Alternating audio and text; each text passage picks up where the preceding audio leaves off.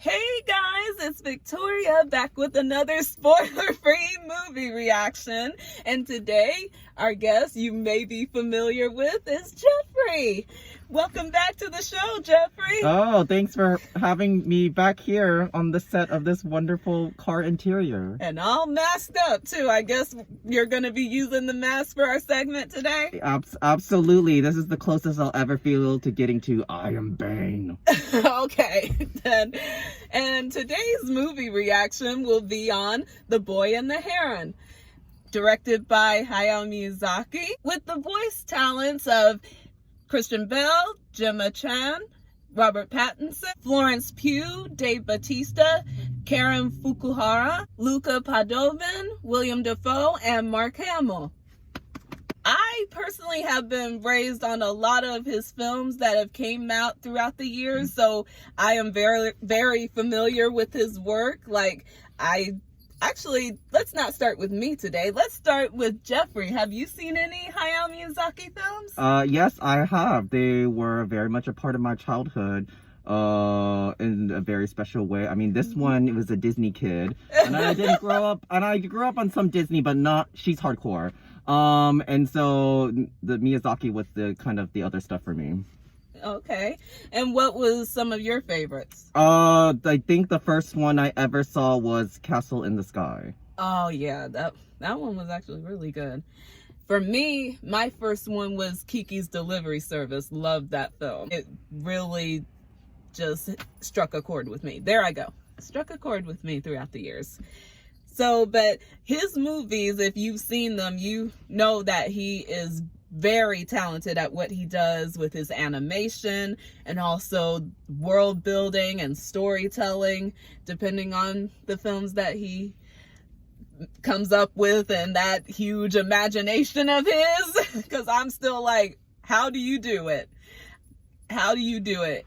And even at the age that you are now, pure genius. So the film tells the story of a boy named Mahito who's 12 years old and has just recently evacuated from his home in Tokyo with his father to move into his new stepmother's estate, where a heron is trying to communicate with him and lure him to a world where he is claiming that his mother is still alive in. Now let's talk about the voice cast of this film. And no disrespect to the actors of the Japanese version of this film, but we will be talking about the English dub cast of this film, because that's the film that we saw. And this one can't handle subtitles, so... I can handle subtitles. He's just being I don't know. picky. Audience, next time, put down a movie with us. She should watch only in subtitles. She can't listen to it. I can take that. I can take All up right, that well, challenge. we look forward to seeing what you suggest. Okay, well, either way, I thought the voice talent was pretty good in this film. I mean, what did you think, Jeffrey? I mean, I think they did a decent job. I mean, they covered it, but I don't know. Something about this film didn't feel like they, like it was a emotionally intense film for most of it, that I feel like someone would need to exert a lot of their, emotions in their voice. A-level caliber voice talent. Okay, maybe not, but I would say that there were some standouts in this film, like Robert Pattinson as the Heron. He did not sound like himself to me at all. Did he sound like himself to you? Well, I guess not, Victoria, because that's called acting. Yes, it's called acting, but some people can't vocally act well like that. Well, and I didn't know he could. Clearly, the casting team knows what they're doing, Victoria. So they're like, let's look for people who've got voice talent. Yeah. I don't know. I think also maybe because this movie has a lot of silence, so there really isn't actually that much dialogue or talking, I feel, compared to some other movies. So maybe that's why I'm also like, I didn't really feel like we got to see a huge scale of acting. Okay, that's valid. I'll give you that. But I will say, though, for the little moments of actual vocal expressions that we do have in this film that these actors pull off as their characters, I thought it was pretty good for what it was. And Gemma Chan, yeah, she was Nazca. Was that the stepmom's name, Nazca? Natsuko. Natsuko. Okay, thank you. And I thought she was fairly decent. Yes, she pretty much sounded like herself, but she sounded like herself in a more motherly, caring way. Because if you know her work, you know that she can go from sounding nice to sounding pissed as can be, or just downright angry. But then there's moments where she definitely has levels in how she sounds. And I could see a little bit of that in this film.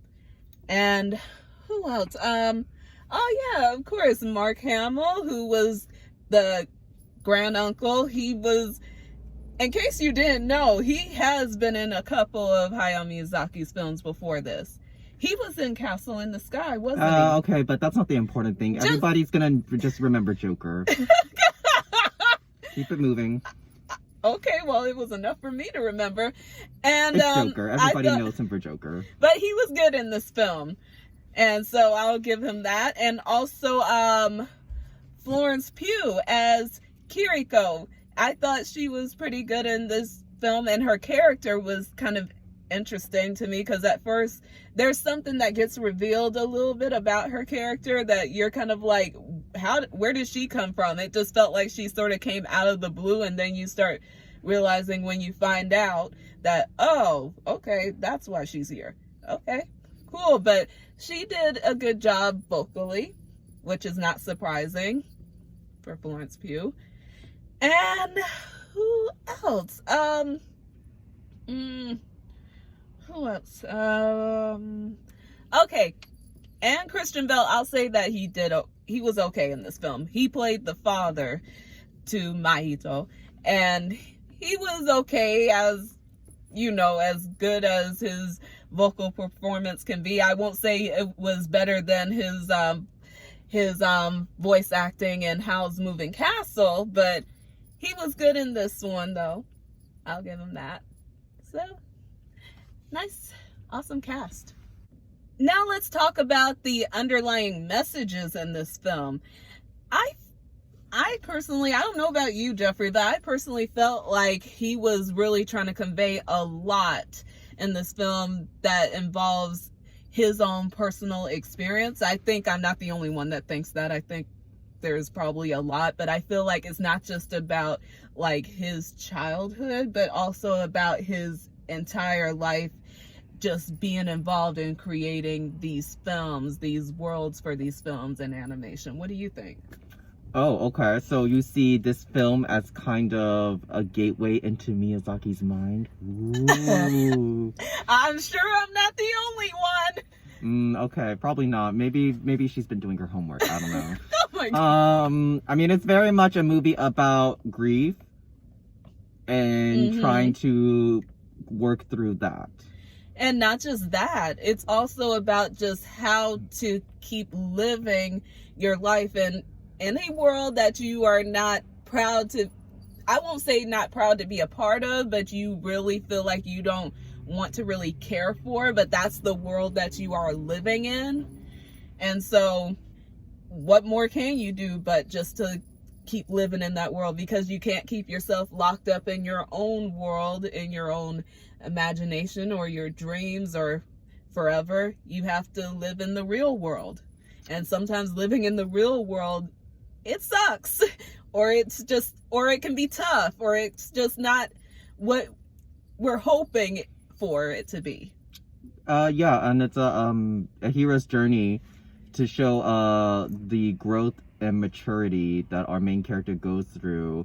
I'm not saying they stop being a boy, but they go from boyhood and then they start to learn more about just what it is to be growing up as an adult into lifehood and all that such, and that part would be of that like a is coming death. of age. Yeah, coming of age. There you go. See, Victoria with the fancy words. But yeah, I mean, clearly by the end of the movie, Mahito is shown to have developed and shown to have been able to get past his struggles and his own personal insecurities, fears, or just even things that he really despises. Or the way he feels about people, certain people in his life and his relationship to them over time. Yeah. So that was, I feel like the messages in this film really stood out well to me. Like it, just in a different way, because it definitely is much darker than the others that he has done. I would almost dare to say a little bit even kind of darker than Princess Mononoke a little bit, but I could be wrong because that movie was fairly dark in of itself, but this one, it felt like it was hitting some very high levels of kind of like pushing your buttons about just life in general, not about nature, not about like what to do with your life, but more so just in living life. How are you choosing to live your life kind of way. Right. Definitely not as, I don't feel it's as tragically sad as Grave of the Fireflies. Oh, I haven't seen that one. Which comes from that studio. Oh God. But clearly you can tell that World War II is a very pivotal moment in history for him, because it's not the first time this war has come up in his films. And I mean, obviously there's a reason why, because it's one that involves Japan. So. And also his childhood, he too evacuated as a young boy. So, I mean, clearly it's something he knows something about, but it's definitely something that is important, that it keeps coming up. Yeah, so I like them. I like the messages in this film. Yay? You? Well, I mean, it's a good film. I would love to sit down and then compare it to Spirited Away, yet another type of movie with a coming of age story, and see how they reflect off of each other. Okay. Let's talk about the animation of this film, which is always a big discussion that we have when it comes to Miyazaki. So what did you think of the animation, Jeffrey? I mean, typical Miyazaki style. It's definitely kind of within that bar that he likes to do. And of course, we can always applaud hand-drawn. It's very rare these days to still find people hand-drawing. Most things are computer animated these days. So, I mean, huge kudos to that. There's a good vibrancy and fantastical feel to the animation. And I will not be surprised if this gets shortlisted for animation awards in the upcoming award season, even an Oscar nomination. Okay, and I agree. I honestly have to say that I am still a huge fan of 2D animation, because I feel like there is so much that you can do with it if used to its full effect. And that's why I say never underestimate it. Never. But as far as with this film, I felt like I like the animation in this film.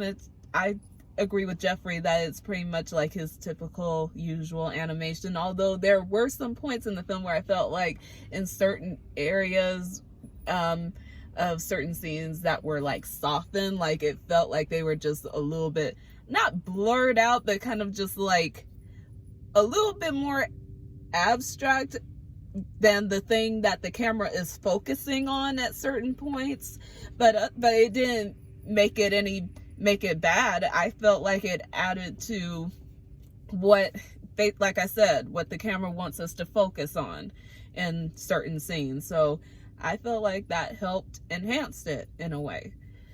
But as far as the animation goes, I loved it.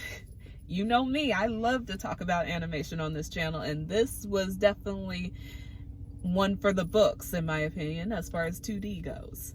Final thoughts on this film. Whew, well, do you want to go first, or do you want me to go first? I mean, you're the host, do your thing. I can honestly say that I enjoyed this film. It was definitely touching, and also a kind of like a ride in a way, almost like not a roller coaster ride, but a ride in essence, that it's like, but the pacing is kind of like a little slow, I will honestly say, but it doesn't take away from the overall enjoyment of the film. And also keep in mind, for people that want to see this film, that want to take their kids to see this film, yeah, just I wouldn't suggest you bring like a toddler or a child that's probably like around 5 or 6 to see this film, because I'm just warning you, there are some weird and some little scary images in this film that some kids will probably be freaking out about while watching it. So if you think your child can handle it, then great. But if you don't think so, then please proceed with caution. Right. So the long story short is, look at the ratings, which it should have. They all have ratings. And also, parents are gonna parent. So, I don't know, whatever you think is correct for your child, and if you think they're mature enough. So, it's long story short. Yeah, because I'm not gonna lie, there were some parts that freaked me out. Okay, well, just know that your host, Victoria, is a little child at heart sometimes. But no, yeah, this is definitely a slow burn kind of movie. It takes its time, so if you do not like those kind of movies, or if you do not have the attention span or the energy for that, which, hey, some days I'm like, I don't want to sit down. Yeah, it does not move very fast. It will take its time. Mm-hmm. Well, either way, we'll leave that choice up to you. On a scale of 1 to 10, Jeffrey, what would you rate this movie? Between 7 and 8. We'll say 7.5. Okay, very good. And my rating, it's actually not too far from yours. I give it a 8.5. I liked it. I mean, I guess I rated it kind of low because maybe we've kind of already seen elements of this movie in other movies before. And again, we've noticed that it's not the first coming of age story. So I feel like I would have to sit down and watch it again. And then, like I said, maybe see how it stacks against the other ones, like Spirited Away, or the other countless stories of his where he has children going through journeys and developing and growing from it. So that's probably why I rated it a little bit lower, but it's still a good movie regardless. Yeah, but I agree with you on that. That could be something taken into consideration. But either way, if you like this video, please like, share, and subscribe. And if you've seen the movie or have any thoughts on the film, please leave them in the comment section down below. And thank you for joining us today, Jeffrey. And thank you for having me. And audience, please send a lot of gifts to Victoria of herons. She loves herons after watching that movie. And you will too. Jeffrey! So send her lots of pictures and gifts of herons. She will appreciate it. She loved that heron in the movie so much. Every time it came on screen, she laughed so hard. She's like, oh, it's my favorite. Look, I will say that I like the actor that voices him, mm-hmm. But okay. as far as a heron, I'm still trying to warm up to that. So go to Patreon, support her, and also send her heron gifts and pictures. I don't have a Patreon. Well, I guess you better make one now. Oh my God, Jeffrey. Either way, tell the audience what the next movie is. Oh yes, the next movies that I will be seeing coming up will be on Poor Things, which hopefully Jeffrey will be joining me again on that, and he will. And also I will be going to see Wonka on Thursday, so I'll see if I can do a movie reaction on that. Ooh, Wonka, okay. And I might have a guest on that one too, so, and it will be a new guest, so. Also, make sure you request that Victoria wears a lot of Candy Wonka related stuff on her. Oh no, please do not. Mm-hmm. But either way, I thank you for joining us as the sun is basically setting behind us and it's getting darker, so I feel like this matches the vibe of the movie that we're talking about. So thank you for joining us today, and I will see you guys next time, and hopefully Jeffrey will come around soon for Poor Things. Bye.